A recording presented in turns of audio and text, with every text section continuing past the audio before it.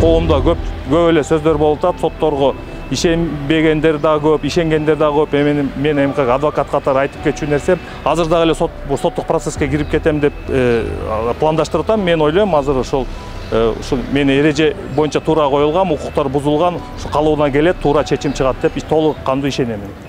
Biz kirip aşı sotda oturumda körüp, qanday nima bo'lishini o'shanga men o'ylaymanki, hamma yoqda bu spesyalistlar o'zlari yaxshi izohat qilib, ko'rib turib bizga o'sha to'g'ri chechim chiqarib beradi degan umiddamiz.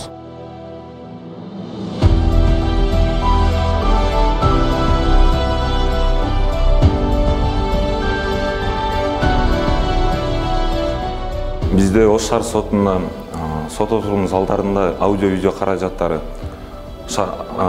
орнотулган.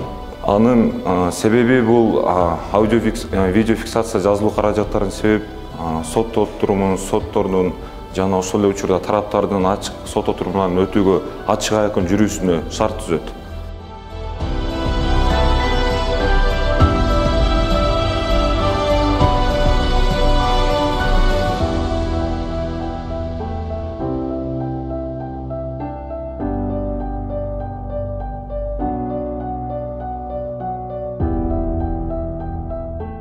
Бүгін Ош шаардык соты тарабынан менин жактоомдогу атуулга карата мыйзамдуу жана негиздүү соттук акт чыгарылды. Мен азыр сот процессинен чыктым. Эки тараптуу доогер жана жоопкер катары болуп өткөн сот процессине катыштым. Бүгүнкү күндө эки тарап тең сотко ишенбөөчүлүк келтиришкен жок. Мыйзам чегинде карап, чечимге тараптардын бири тарабынан эч кандай нараазычылык болгон жок. Мыйзам чегинде карап чыкты деп эсептейм.